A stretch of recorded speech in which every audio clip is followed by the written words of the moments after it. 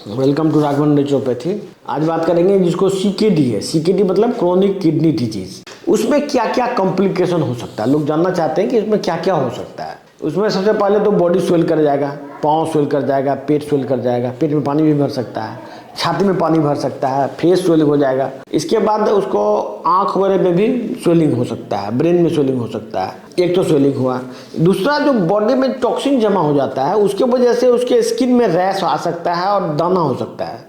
छोटा छोटा दाना करके नोचने से वो दाना झड़ जाता है। मतलब स्किन के थ्रू आपका यूरिया, क्रेटिनिन या अदर टॉक्सिन्स निकल सकता है स्किन के थ्रू। स्किन एलर्जी हो सकता है, स्किन में बार बार नोचने का जो भी शिकायत है वो आ सकता है। फिर और ज्यादा यदि बीमारी होगा तो आदमी का शरीर स्मेल करेगा। और ज्यादा यदि ये होगा तो ब्रेन में टॉक्सिसिटी हो जाता है। तो ब्रेन में टॉक्सिसिटी हो जाता है तो आदमी को चक्कर आना शुरू हो जाता है, उल्टी आना शुरू हो जाता है, ये होता है। इसके बाद फिर पेशेंट को कॉम्प्लिकेशन में पेशेंट को आंख का प्रॉब्लम आ सकता है, पेरिफेरल न्यूरोपैथी हो सकता है और पेशेंट को हार्ट अटैक हो सकता है। क्योंकि जब आपका बॉडी में ओवरलोड हो गया पानी का तो आपका हार्ट फेल कर सकता है, हार्ट फेलियर हो सकता है, हार्ट अटैक भी हो सकता है। इसके बाद लंग्स में पल्मोनरी एडिमा हो सकता है। लंग्स में पानी भर जाने से उसको खखार के साथ ब्लड आ सकता है, कभी कभी नोज से ब्लीडिंग भी आ सकता है। इसमें ब्लड प्रेशर क्योंकि बहुत बढ़ जाता है तो ब्लड प्रेशर बढ़ने की वजह से हार्ट पर जो लोड हो जाता है उसके वजह से भी हार्ट फेल हो सकता है। फिर उसको आंख से ब्रेन में, क्योंकि पानी से डाइल्यूट हो जाएगा ब्रेन का टिश्यू, तो हर एक एक्टिविटी उसका स्लो हो जाता है और आंख में अंधापन भी आ सकता है, रेटिनल डिटैचमेंट भी हो सकता है उसको। क्योंकि इस बीमारी में खून बहुत घट जाता है, एनीमिया सीवियर हो सकता है। किसी शुरुआत में तो 7-8 रहता है हेमोग्लोबिन, बाद में उसका 3-4 पे हेमोग्लोबिन आके रुक जाता है।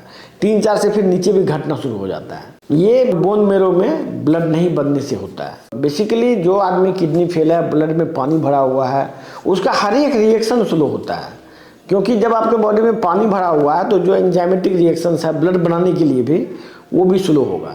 और ब्लड जब आएगा में पेरिफेरी में, ब्लड वेसल्स में, वहां भी ज्यादा पानी की वजह से उसका ब्रेकडाउन भी फास्ट होगा। और प्लस तीसरा है, इसमें जो एक हार्मोन होता है किडनी से निकलता है उसको बोलते हैं एरिथ्रोपोएटिन।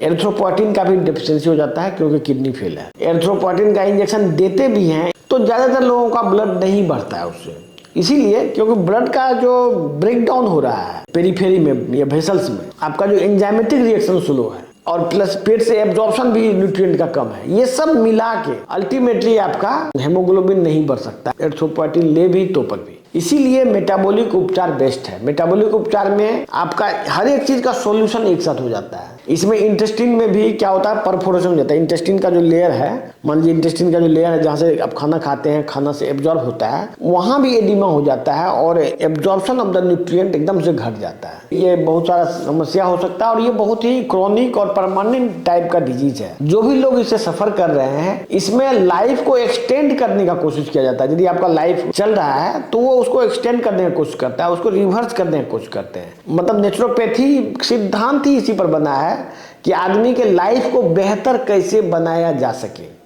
इसमें सिम्टोमेटिक ट्रीटमेंट की बात नहीं होती है, इसमें लाइफ को बेहतर बनाने की बात होती है। जब लाइफ बेहतर होगा तो आपका किडनी बेहतर होगा, आपका हार्ट बेहतर होगा, आपका ब्रेन बेहतर होगा, सब कुछ बेहतर होगा। यही सिद्धांत पर यह बना हुआ है। इसीलिए यदि आपको कोई भी बीमारी है तो मैं कहता हूं कि आप नेचुरोपैथी ही अपनाइए। नेचुरोपैथी एक ऐसा विज्ञान है जो आपका लाइफ को बदल सकता है। धन्यवाद।